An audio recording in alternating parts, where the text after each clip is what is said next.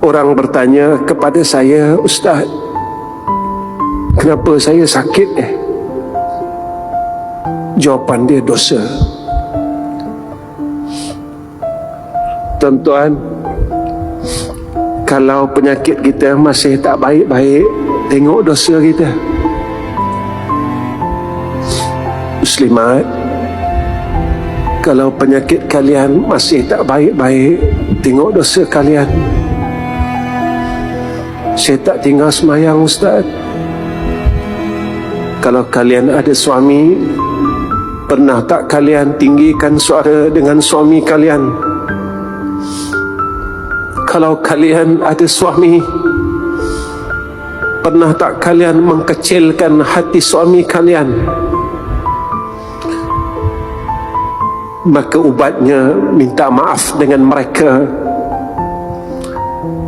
Suatu hari Imam Syafi'i ketika saat tuanya, orang bertanya kepada Imam Syafi'i, "Wahai Imam Syafi'i, saat engkau tua, kenapakah engkau masih sihat dan boleh melompat-lompat seperti mana orang muda?"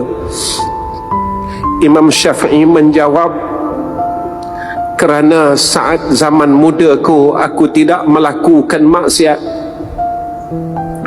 Tuan-tuan, Nabi nyatakan dalam satu hadis tentang sakit ini, siapa-siapa yang sakit, Allah kafarahkan dosanya setiap hari 100 kali, dan Allah memberikan rahmatnya setiap hari 100 kali. Tuan-tuan, kalau Allah kafarahkan dosa kita, kita ada dosa lah. Tapi kita tak ngaku kan, tuan-tuan?